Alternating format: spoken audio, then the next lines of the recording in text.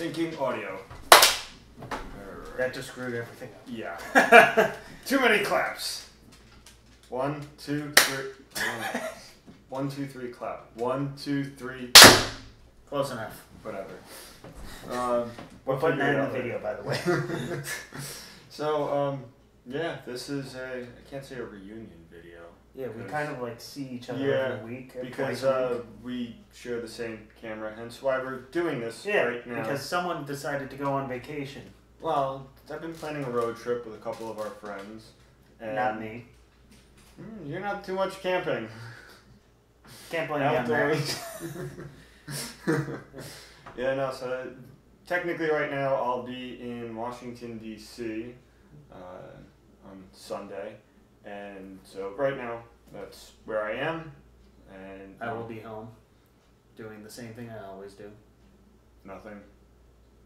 I'm working on it. But anyway, so we're not here to talk about us. We're here to talk about some baseball-y stuff and some soccer and whatever other sport things we feel like. I mean, for baseball, it was just the trade deadline. I talked about the some of the moves in the my episode on Thursday. But what were your takeaways from the deadline? I'm going to agree with Dallas Keuchel and say the Astros should have done a lot more. Because they're definitely out there in front there. I don't think they're really going to lose any ground. I took the opposite opinion, saying they were good enough. When you have two guys that are hitting over 340, 6 guys hitting over 300, and a pitching rotation that's strong enough and solid enough that they should be able to get it through. My only concern, and this will be probably done through the August waiver deals, is that the bullpen, they have 2 guys, their closer and their setup man, that are really good, and after that it's really dicey. That's kind of why they went after Liriano in the first place, to shore up the lefty side of the bullpen. And there goes Zoe barking. So I guess we have our mascot. I mean, we really do need a mascot. I mean, maybe one that's quieter. Remember when we first started trying to do this, I was looking up some funny different names, and one of the things I came up were the necessary ostriches. The necessary ostriches. Yes, the necessary ostriches. Why those? I don't know. It was just one of those name generators. It was just like click, click, click, click. Ooh, that one looks fun. It's bizarre. What sports team do you know has ostriches as their mascots? Well, the Yankees could use a nice mascot. Why not them? Yeah, and granted, we don't know much about Australian sports. So. Well, anyway, so back to the Astros. I do think that very good team, but like you said, all doing very well, and they just need bits and pieces. But I think they could have been a little bit more aggressive and maybe tried to. Well, there actually there is something about that, and it has to do with the Baltimore Orioles. Mm-hmm. And some of the comments of the Astros GM were that we were 90% close on a couple of deals. One of those, a lot of people speculate, is for Zach Britton, mainly because this isn't confirmed, but it's highly speculated that Peter Angelos, the owner of the Baltimore Orioles, vetoed a trade for Zach Britton.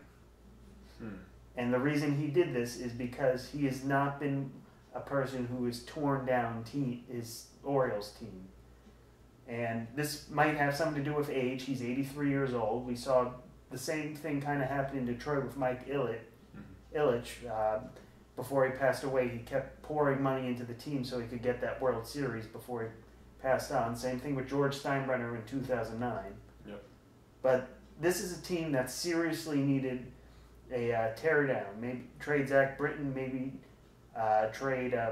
maybe at least explore Manny Machado and Adam Jones. Yeah. But their only deals were for acquiring Tim Beckham from the Rays, who's pretty much a failed shortstop top prospect, and then that bizarre acquisition of Jeremy Hellickson, which it makes sense that they were 2 games out of the wild card, but they're a lot further out than that, and they have to climb over every team not named the Toronto Blue Jays in the division.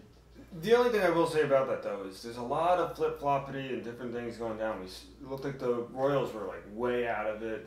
And then all of a sudden they won like 9 games in a row, and then they vaulted like pretty close. And at the Yankees had like a 4-game lead, and then they were down 4 games. Tampa Bay even jumped them along with the Red Sox, and now the Yankees. And then you back have in first. You have the Twins. They acquired Jaime Garcia, then went 1-5 and traded him back to the Yankees. Yeah. So, I really don't. I think the Orioles they do have a chance. I don't think it's the best of chances, considering who's reloaded and retooled and who's staying the same. And I think it's going to be a little difficult, but I think at the same time, anything can really happen. Yeah. This is, especially in the AL East, that's the best and deepest division in baseball consistently. Maybe not this year because the National League West has been pretty darn good. It's been better than it's been in years. Yeah, so that might have, the NL West might be in contention for maybe best division this year, but the AL East by far every year for the past... With the exception of, I think, was it last year or 2015 that it was unusually low? Yeah. There was one year recently that it was. But I think that was more of, that's because all of them kept beating each other. Like, they all finished like 500 everyone that year against each other. Yeah, everyone was good at the same time. So it just sort of, instead of like a couple teams getting 93 wins, everyone was like at 87 that year. So it's just sort of like... And then there's the Central, which is always a slog. That's you don't know who's going to win that. No.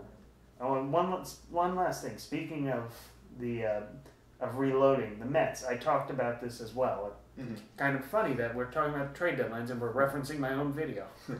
Which, shocker. But that the acquisition of A.J. Ramos by the Mets means that they're not going into another big rebuild. They're tooling up for next year. Now, I figure that probably they'll have Dominic Smith and Ahmed Rosario up on the roster, and then augment that with a couple free agents. I could see them getting Lorenzo Cain to finally have a true center fielder in center, and maybe an innings eater like CC Sabathia or Jason Vargas to plug into rotation, which sorely is missing Bartolo Colon's veteran presence, or a veteran presence for them. Yeah, I think. What would you think? I think that was a mistake, the Mets not bringing back Colon. Yeah, yes, he didn't do well this year in the appearances he's had, but just having someone who's been able to have so much control over the ball over these past few years and not really throwing that hard. Yeah. And just having someone who's been there and done everything, and he won a Cy Young. Yeah. Once upon a time. A little enhanced, possibly.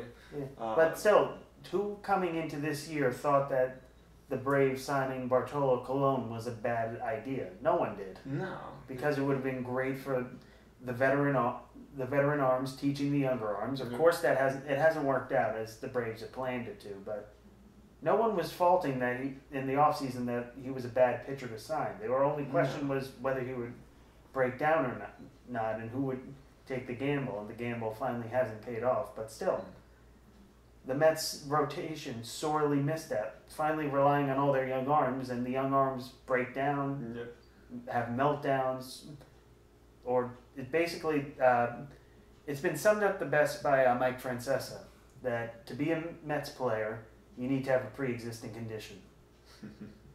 And I think that's true. Or my entire team sucks. Sure. That's what METS stands for. But anyway, I think we'll wrap this up here. Yeah, this would probably be... Will this be split up into 2 parts? No, I have a couple things in mind I want to do that you can do for your share. Make it a little more a fun episode. All right, we'll talk about this in between. Yeah. Yeah. All right, so that was my portion. Come back Thursday and we'll have another thing. We'll be right here though. There'll be a few minutes for us and a few days for you. We'll see you then. All right. Bye.